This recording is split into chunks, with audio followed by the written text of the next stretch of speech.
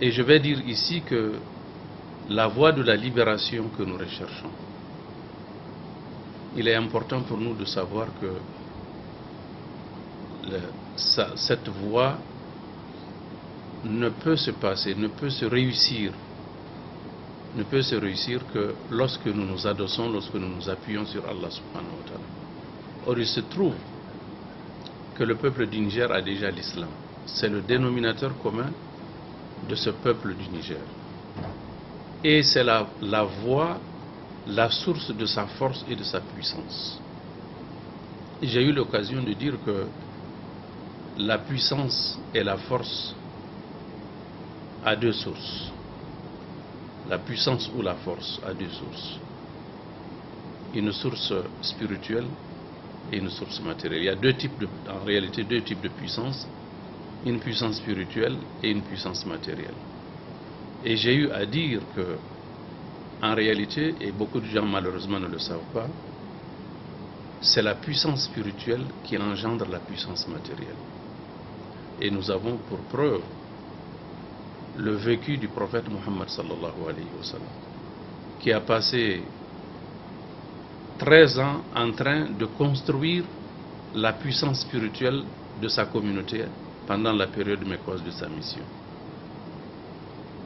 Et qui, après avoir formé, après avoir construit les citoyens sur l'adhésion aux règles d'Allah subhanahu wa ta'ala, sur la compréhension du message révélé, sur l'adoption dans leur comportement des valeurs intrinsèques de l'islam, c'est après cela que le prophète alayhi salam a procédé à la mise en application de ces préceptes, de ces valeurs qui ont été inculquées à ses adeptes pendant la période mécoise. C'est en ce moment-là que le prophète alayhi salam a construit l'État islamique de Médine. Et cet État, cela pourrait étonner beaucoup de gens, en tout cas les historiens en sont très étonnés. Pendant des siècles et des siècles, la péninsule arabique a toujours été assujettie aux pays voisins. La péninsule arabique, la partie nord-ouest de la péninsule arabique, était sous la domination de l'Empire byzantin pendant plusieurs siècles. C'était les Gassanides. La partie nord-est était sous la domination de la Perse, de l'Empire perse. C'était les Sassanides. La partie sud de la péninsule arabique était sous la colonisation de l'Empire d'Abyssinie. C'était donc le Yémen et autres. On connaît l'histoire d'Abraha, qui était le gouverneur abyssinien du Yémen, qui à la date de la naissance du prophète alayhi salatu wassalam, avait décidé de venir avec une armée d'éléphants, venir détruire la Kaaba. Et on connaît le reste de l'histoire, parce que le Coran a enregistré cet événement dans Suratul Fil. Alam tara kayfa fa'ala rabbuka bi ashabil fil alam yaj'al kaydahum fi tadlil wa arsala alayhim tayran ababil tarmihim bi hijaratin min sijilin faja'alahum ka'asfin ma'kul. On connaît l'histoire, ils ont été détruits. Abraha et son armée d'éléphants ont été détruits par la horde d'oiseaux envoyés vers eux pour venir les détruire. Donc la péninsule arabique était sous domination étrangère. Mais à l'arrivée du prophète Muhammad sallallahu alayhi wa sallam, avec le message de lumière, avec la charge spirituelle, la forte charge spirituelle qui s'est opérée dans la péninsule, avec la descente du Coran, le peuple de la péninsule arabique a été métamorphosé. Et en quelques décennies, l'état que le prophète alayhi salam a créé dans cette forte spiritualité a dominé le reste du monde, a fait effondrer tous les autres empires, notamment les trois grands empires de l'époque, l'empire perse, l'empire byzantin et l'empire d'Abyssinie. Et si on prend l'effet contraire également, c'est lorsque la puissance spirituelle s'est estompée, a commencé à diminuer, c'est en ce moment-là que la puissance matérielle, la puissance militaire, économique, technologique, scientifique du monde musulman aussi a commencé à reculer jusqu'à ce qu'il y a eu l'effondrement du califat lorsque les musulmans s'étaient complètement éloignés justement de cette force spirituelle qui a permis de créer leur puissance matérielle. C'est la raison pour laquelle aujourd'hui nous devons tirer les leçons du passé. Ces pays sahéliens qui sont fortement islamisés depuis plusieurs siècles, qui ont connu des empires, de très grands empires, qui ont brillé de mille feux, surtout pendant le Moyen-Âge, l'empire du Ghana, l'empire du Mali, l'empire Songhai, l'empire du Kanem-Borno, le califat de Sokoto, tous ces États qui se sont construits sur l'islam avaient atteint leur apogée lorsqu'ils s'étaient alliés à l'islam. On le sait. Donc c'était la puissance spirituelle de l'islam qui a fait que ces pays avaient atteint leur apogée et avaient brillé de mille feux pendant le Moyen-Âge. Aujourd'hui, si nous voulons véritablement acquérir notre indépendance, si nous voulons renforcer notre souveraineté, si nous voulons nous développer, si nous voulons véritablement atteindre une autre apogée de notre civilisation, de notre histoire, nous avons besoin de renouer avec l'islam. Parce que l'islam, il est là, il est intact. Il ne changera pas. Dieu a pris l'engagement de préserver le message de l'islam. Inna nahnu nazzalna dhikra wa inna lahu lahafidhun. Le message de l'islam, il est là entre nos mains, il est intact. Il a simplement besoin d'être dépoussiéré, d'être redécouvert, d'être appliqué dans notre vie de tous les jours. C'est pourquoi j'avais dit que nous avons d'abord besoin de construire une force, une puissance spirituelle. La puissance spirituelle se construit de quelle manière? Elle se construit en traduisant le sens et les valeurs qui sont véhiculées par le message de l'islam, qui est un message divin. C'est Dieu qui s'est adressé à l'humanité à travers le Coran.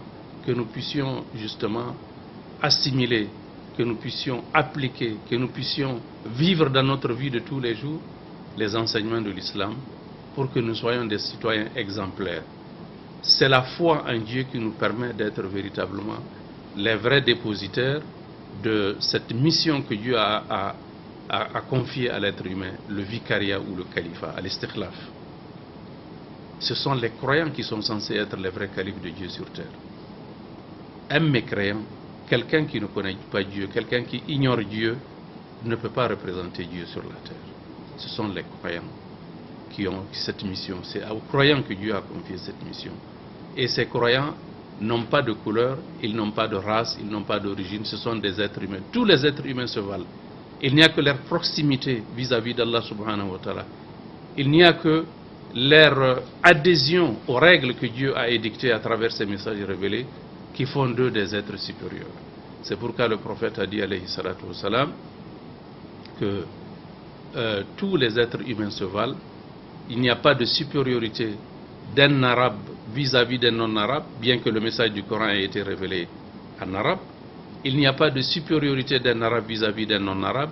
Il n'y a pas de supériorité d'un blanc vis-à-vis d'un noir ou d'un rouge vis-à-vis d'un jaune. Le seul critère de supériorité qui vaille aux yeux de l'islam, aux yeux de Dieu subhanahu wa ta'ala, c'est le critère de la piété.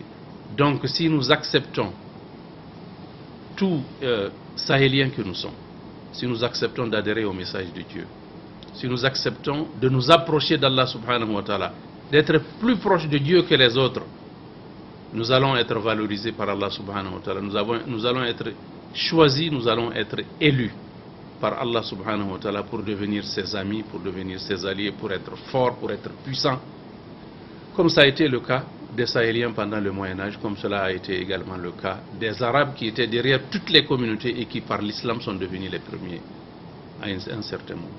C'est la raison pour laquelle dans ce combat que nous menons, pour notre souveraineté, pour notre dignité, pour notre indépendance, pour notre épanouissement, pour notre émergence, nous avons besoin de nous allier avec la source de la force et de la puissance qui est Allah subhanahu wa ta'ala. Et Dieu ne se dément jamais. Dieu ne revient jamais sur ses promesses. Ya ayyuhalladhina amanu in tansurullaha yansurkum wa yuthabbit aqdamakum. Ô vous qui croyez, si vous venez au secours de la voie d'Allah subhanahu wa ta'ala, Dieu viendra à votre secours et Dieu va raffermir vos pas en vous renforçant, en vous élevant bi iznillahi subhanahu wa ta'ala. Donc la recette qui est devant nous aujourd'hui, à un moment où on parle de refondation dans ces pays du Sahel, la recette qui s'offre à nous et qui vaille cette recette-là, c'est de construire d'abord notre puissance spirituelle. C'est de nous rapprocher d'Allah subhanahu wa ta'ala, et Dieu fera le reste. Il nous donnera la puissance matérielle. Ça, c'est une promesse d'Allah subhanahu wa ta'ala. Regardez dans Surat An-Nur. وَعَدَ اللَّهُ الَّذِينَ آمَنُوا مِنكُمْ وَعَمِلُوا الصَّالِحَاتِ لَيَسْتَخْلِفَنَّهُمْ فِي الْأَرْضِ كَمَا اسْتَخْلَفَ الَّذِينَ مِنْ قَبْلِهِمْ وَلَا يُمَكِّنَنَّ لَهُمْ دِينَهُمُ الَّذِي ارْتَضَىٰ لَهُمْ وَلَا يُبَدِّلَنَّهُمْ مِنْ بَعْدِ خَوْفِهِمْ أَمْنًا يَعْبُدُونَنِي لَا يُشْرِكُونَ بِي شَيْئًا وَمَنْ كَفَرَ بَعْدَ ذَلِكَ فَأُولَٰئِكَ هُمُ الْفَاسِقُونَ. Qu'est-ce que Dieu nous dit dans ce message? C'est un message très fort que Dieu nous envoie. Dieu nous dit وَعَدَ اللَّهُ الَّذِينَ آمَنُوا مِنكُمْ. Dieu a donné la promesse à ceux qui ont cru, à ceux qui ont porté la foi parmi vous. لَيَسْتَخْلِفَنَّهُمْ فِي الْأَرْضِ. Il leur donnera le vicariat, il leur donnera la prééminence, il leur donnera le califat. Il leur donnera l'émergence, cette émergence que nous sommes en train de chercher sur cette terre-là. Ils auront la prééminence, ils seront les premiers. لَيَسْتَخْلِفَنَّهُمْ فِي الْأَرْضِ كَمَا اسْتَخْلَفَ الَّذِينَ مِنْ قَبْلِهِمْ. De même qu'il l'a donné aux communautés croyantes qui vous ont précédés. وَلَا يُمَكِّنَنَّ لَهُمْ دِينَهُمْ. Il leur renforcera les religions, c'est-à-dire les rapports avec Allah subhanahu wa ta'ala. وَلَا يُمَكِّنَنَّ لَهُمْ دِينَهُمْ الَّذِي ارْتَضَىٰ لَهُمْ. Cette religion qu'il a agréée pour eux, pas n'importe quelle religion, la religion que Dieu a agréée, vous le savez, vous l'avez deviné, c'est la religion de l'islam. La religion universelle et éternelle que Dieu a révélée à tous ses prophètes et à tous ses messagers. وَلَا يُمَكِّنَنَّ لَهُمْ دِينَهُمْ الَّذِي ارْتَضَىٰ لَهُمْ وَلَا يُبَدِّلَنَّهُمْ مِنْ بَعْدِ خَوْفِهِمْ أَمْنًا. Et Dieu va leur échanger la peur et la crainte, la faiblesse, le dénuement, l'arriération, le sous-développement dans lequel vous êtes. Dieu va les changer. Justement en appliquant ce que Dieu a dit. وَلَا يُبَدِّلَنَّهُمْ مِنْ بَعْدِ خَوْفِهِمْ أَمْنًا. Dieu va transformer leur insécurité, leur crainte, leur peur en une situation de sécurité, en une situation de sérénité, en une situation de tranquillité. Ya'budunani. Pourquoi ces gens-là auront tout ça de la part de Dieu? C'est la suite du verset qui nous le dit. Ya'budunani la yushrikuna bi shay'a.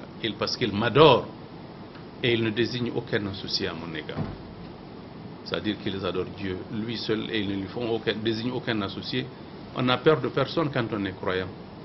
On n'associe personne d'autre dans la divinité à Allah subhanahu wa ta'ala. Donc c'est ça la recette que nous devons suivre dans nos pays. Aujourd'hui, à un moment où on parle de refondation, où on parle de délivrance, où on parle de libération, ce qui peut nous libérer, c'est de nous renforcer par la force d'Allah subhanahu wa ta'ala qui est invincible. Allah subhanahu wa ta'ala est invincible. Si nous nous associons à lui, si nous devenons son allié, si nous devenons son ami, eh bien nous serons toujours les vainqueurs. Nous serons les vainqueurs. Le prophète a dit alayhi salatu salam dans un hadith qudsi. Un hadith qudsi, c'est un hadith que le prophète prend directement de Dieu subhanahu wa ta'ala. Man adali waliyan faqad adhantuhu bil harb. Quiconque porte préjudice à un de mes alliés, à un de mes amis, les gens qui sont mes amis, les croyants qui suivent ma voie, eh bien je lui déclare la guerre. Je déclare la guerre à quiconque porte préjudice à un de mes amis, à un de mes alliés. Donc nous devons suivre cette voie-là. Le Coran abonde, le Coran a beaucoup de versets, il y a beaucoup de versets. Tout à l'heure, après le Fajr, il y a un verset qui m'est venu à l'esprit, qu'on était en train de me lire, comme ça, et que j'ai retenu. وَلَقَدْ سَبَقَتْ كَلِمَةُ. C'est ce verset-là précisément. Ce matin seulement, que ce verset-là m'est apparu, dans un songe, après la prière du Fajr. وَلَقَدْ سَبَقَتْ كَلِمَتُنَا لِعِبَادِنَا الْمُؤْمِنِينَ. وَلَقَدْ سَبَقَتْ كَلِمَتُنَا لِعِبَادِنَا الْمُؤْمِنِينَ إِنَّهُمْ لَهُمُ الْمَنْصُورُونَ وَإِنَّ جُنْدَنَا لَهُمُ الْغَالِبُونَ. فتول عنهم حتى حين فتول عنهم حتى حين وأبصر فسوف يبصرون سبحان ربك رب العزة عما يصفون وسلام على المرسلين والحمد لله رب العالمين. J'étais là en train de lire le verset. Et ce verset-là s'applique à la situation que nous sommes en train d'expliquer. وَلَقَدْ سَبَقَتْ كَلِمَتُنَا لِعِبَادِنَا الْمُرْسَلِينَ. C'est al-Mursalin, c'est pas al-Mu'minin. وَلَقَدْ سَبَقَتْ كَلِمَتُنَا لِعِبَادِنَا الْمُرْسَلِينَ. Dieu a dit que sa parole a déjà précédé en faveur de ses serviteurs qu'il a envoyés, les prophètes. Et à travers les prophètes, les gens qui ont suivi les prophètes. Les messagers. Al-Mursalin, ce sont les messagers de Dieu. Et les messagers des messagers de Dieu ils sont compris. Les messagers des messagers de Dieu, ce sont les oulémas qui ont hérité des messagers de Dieu subhanahu wa ta'ala. Dieu a dit que sa parole a déjà précédé. وَلَقَدْ سَبَقَتْ كَلِمَتُنَا لِعِبَادِنَا الْمُرْسَلِينَ إِنَّهُمْ لَهُمُ الْمَنْصُورُونَ. Qu'ils vont être secourus partout où ils se trouveront. إِنَّهُمْ لَهُمُ الْمَنْصُورُونَ وَإِنَّ جُنْدَنَا لَهُمُ الْغَالِبُونَ. Et que notre armée, nos soldats seront toujours les vainqueurs. Ça, c'est donc une annonce que Dieu nous donne pour nous dire que lorsque nous sommes alliés à Allah subhanahu wa ta'ala, lorsque nous sommes avec Dieu, personne ne peut te dire devant nous. N'oublions pas d'ailleurs ce que le prophète a dit quand il a parlé de silahul mu'min, l'arme du croyant, qui est ad-du'a. Voyez-vous, la simple invocation que nous adressons à Allah subhanahu wa ta'ala est une arme redoutable, sans parler du reste. Le reste aussi, Dieu nous a dit de le préparer. وَأَعِدُّوا لَهُمْ مَا اسْتَطَعْتُم مِّن قُوَّةٍ وَمِن رِّبَاطِ الْخَيْلِ تُرْهِبُونَ بِهِ عَدُوَّ اللَّهِ وَعَدُوَّهُ. Dieu nous a dit de nous préparer les armes matérielles, les avions, la cavalerie, les chars, les drones, tout ce qui peut nous permettre de nous défendre, de dissuader l'autre de venir nous attaquer. Mais nous avons une arme que les autres n'ont pas, qui est l'arme de l'invocation. Silahul Mu'min. Et d'ailleurs, on a autre chose encore. Le Coran nous dit إِن تَكُونُوا تَعْلَمُونَ فَإِنَّهُمْ يَعْلَمُونَ كَمَا تَعْلَمُونَ وَتَرْجُونَ مِنَ اللَّهِ مَا لَا يَرْجُونَ. Allahu Akbar. Même lorsque nous rencontrons l'ennemi, si en tant qu'être humain, nous pouvons être blessés parce qu'on peut avoir du sang, on peut être blessé, on peut mourir, etc. Comme les autres aussi peuvent mourir, les non-croyants. Mais Dieu a dit, nous avons autre chose qu'ils n'ont pas. Tarjouna min Allahi ma la yarjoun. Vous espérez de Dieu ce qu'eux ils n'espèrent pas, c'est-à-dire le martyre et le paradis. Donc pour nous résumer, à cette occasion, je voudrais particulièrement insister sur la nécessité pour nous de revenir à Allah subhanahu wa ta'ala. Je le dis à l'adresse des dirigeants. Dieu vous a donné une recette toute faite. Dieu vous a donné un peuple musulman. Le peuple nigérien est un peuple musulman à presque 100%. Ce qui est une chose rare en Afrique subsaharienne. Donc nous avons ici une homogénéité culturelle incroyable. Ensuite, cette religion à laquelle appartient ce peuple nigérien est une religion authentiquement divine, qui vient d'Allah subhanahu wa ta'ala, sans aucun doute. Alif Lam Mim, dhalika al-kitabu la rayba fihi hudan lil muttaqin. Il n'y a pas le moindre doute qu'il s'agit là d'une religion qui est authentique. Donc, vous avez cela, vous avez le peuple qui est musulman, vous avez le peuple qui est jeune. Commençons par la construction du citoyen dans les normes de la moralité et de l'éthique. Et ensuite, Inch'Allah, ce sont ces citoyens formés dans l'éthique et la morale qui vont transformer le pays, qui vont le développer, qui en feront une grande puissance. Comment faire pour mettre en œuvre les deux puissances dont on a parlé, la puissance spirituelle et la puissance matérielle? Je crois que j'ai déjà donné un peu une idée par rapport à la recette. Moi, je crois qu'il faut commencer par la construction de la mise en place de la puissance spirituelle. On ne peut pas se développer dans un pays où l'être humain ne bénéficie pas de ces dimensions humaines. Lorsque le citoyen n'est même pas conscient d'abord de sa citoyenneté, de sa responsabilité. Lorsque les citoyens ne savent même pas que il a un certain nombre de droits et de devoirs vis-à-vis de lui-même, vis-à-vis de son environnement. Eh bien, si nous voulons atteindre cet objectif, nous avons tout ce qu'il faut. Tous les ingrédients sont réunis dans l'islam. Tout ce qui permet à l'être humain de savoir d'abord d'où est-ce qu'il est venu, qu'est-ce qu'il est venu faire et où est-ce qu'il ira. Les réponses à ces questions-là se trouvent dans l'islam. L'être humain, quel est son rapport avec son environnement? Avec d'abord ses deux parents qui l'ont mis au monde, avec sa famille, avec sa femme et ses enfants, avec ses voisins, avec son quartier, avec la ville dans laquelle il vit, avec les humains qui sont autour de lui, dans le cadre d'un État, ou l'humanité tout entière.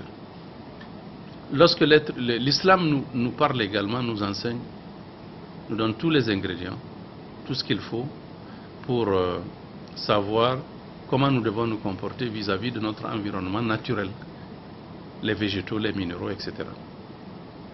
L'islam, bref, nous enseigne comment nous comporter, comment être depuis la naissance, depuis le berceau jusqu'au tombeau. L'islam a tout ce que l'islam prend en charge l'être humain du berceau au tombeau, et au-delà, l'islam prend l'être humain, prend en charge l'être humain dans sa vie de l'ici-bas, dans la totalité de sa vie d'ici-bas, et également dans la totalité de sa vie de l'au-delà. Parmi tous les courants philosophiques, toutes les idéologies, tous les projets de société qui se tiraillent, qui se disputent la gouvernance de ce monde-là. Parmi toutes les philosophies, tous les courants de pensée et tous les projets de société, il n'y a que l'islam qui prend en charge l'être humain de cette manière-là, son ici-bas et son au-delà. Le principal adversaire de l'islam dans la gouvernance des sociétés humaines aujourd'hui, c'est la laïcité. C'est le système de gouvernance laïque. Regardez le système de gouvernance laïque, il ne s'occupe que de la partie matérielle de l'être humain. Il est incompétent, il se déclare incompétent. Un État laïque se déclare incompétent en matière de religion. Il se dit, je ne m'occupe pas de la religion. La religion relève du privé, de ce que quelqu'un a la religion ou pas, ce n'est pas mon problème. Quelqu'un, sa vie ici-bas, sa vie de l'au-delà, non, tout ça ne m'intéresse pas. Ce qui m'intéresse, ce sont ces besoins-là qui sont devant moi. C'est ça que je gère. C'est ce que le système laïque nous propose. Et c'est le système laïque est le premier adversaire aujourd'hui de l'islam en termes de gouvernance de l'humanité. Donc l'islam prend tout en charge. Et on commence en islam par la construction de la puissance spirituelle, c'est-à-dire de la relation de l'être humain avec Dieu. L'islam est venu à en fait 5 finalités à réaliser par rapport à l'être humain, qui sont bien connus. C'est l'imam Shatibi dans Al-Muwafaqat qui les a cités. Il y a d'abord la relation de l'être humain avec Dieu, donc la puissance spirituelle. Le premier mobile, le premier devoir, le premier objectif de l'islam, c'est de répondre aux besoins de spiritualité, c'est de satisfaire le besoin de spiritualité de l'être humain. Parce que l'être humain a des besoins matériels et des besoins spirituels. Le premier besoin, le plus prioritaire aux yeux de l'islam qu'il faut satisfaire, c'est assouvir la soif de spiritualité de l'être humain. Parce que chaque être humain a soif de spiritualité. Recherche Dieu, partout où le place, même si vous le mettez dans une grotte ou dans une forêt où il ne voit personne, il va se mettre à chercher Dieu. Donc l'islam apporte une réponse justement à ce besoin de spiritualité de l'être humain. Ça, c'est la première finalité de l'islam. Deuxième finalité, c'est la préservation de la vie de l'être humain.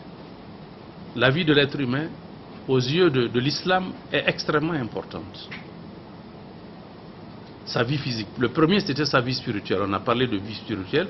Deuxièmement, sa vie physique.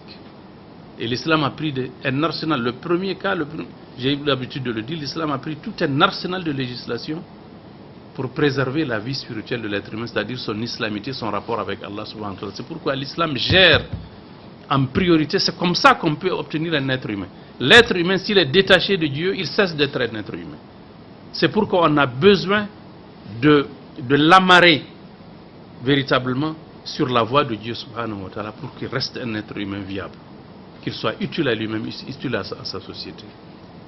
Deuxième chose, la vie physique. L'islam a tout un arsenal de législation pour préserver la vie physique de l'être humain. C'est pourquoi l'islam a interdit le meurtre, l'islam a interdit les querelles, les bagarres, les problèmes, l'incompréhension, l'avortement, tout ça. Bien sûr, il faut préserver la vie de l'être humain. En France, on connaît les statistiques de l'avortement par an. Nous sommes à peu près à 50 000 avortements chaque année en France. Donc une véritable hécatombe. 50 000 enfants meurent avant de naître parce qu'on les tue. Et c'est la sécurité sociale qui prend cela en charge. J'ai eu l'occasion de le dire sur d'autres tribus. C'est la sécurité sociale en France qui finance, qui aide la femme par voie de financement à tuer les enfants. Donc c'est un pays où on tue les enfants. Ce n'est pas pour rien que ce pays, Dieu les a sanctionnés en vieillissant, en faisant vieillir leur population. Ils sont en train de vieillir, leur population est en train de s'effondrer. Parce qu'ils ont refusé justement d'adhérer aux règles d'Allah subhanahu wa ta'ala, le respect de la vie physique de l'être humain. Troisième finalité de l'islam, c'est préserver le bien, la propriété de l'être humain, le fruit de son labeur. Il y a un arsenal également pour préserver cela, c'est pourquoi les tricheries, les mensonges, la corruption et tout cela est interdit en islam, parce que tout cela, ça contribue à prendre quelque chose qui ne vous appartient pas. Donc à toucher le bien d'autrui, parce que par exemple le bien public qui est destiné à aider les gens du monde rural à créer des infrastructures, etc. Un individu, il prend tout cela à lui seul, il le vole, parce qu'il a la charge justement de gérer ça. Eh bien il rendra compte à Allah subhanahu wa ta'ala, et avant cela il rendra compte également à la société qui le surveille. Voilà, donc il y a la préservation du bien, qui est la troisième finalité. Quatrième finalité, c'est la préservation de la rationalité, de la raison de l'être humain. Parce qu'un être humain, même s'il vit, s'il ne raisonne pas, il perd une dimension de son humanité. C'est pourquoi l'islam a pris des dispositions pour préserver la raison de l'être humain. L'alcool qui est interdit, les drogues, la toxicomanie, tout ça, c'est pour préserver la rationalité de l'être humain. Et en cinquième position, cinquième finalité, c'est la dignité, ou c'est la progéniture.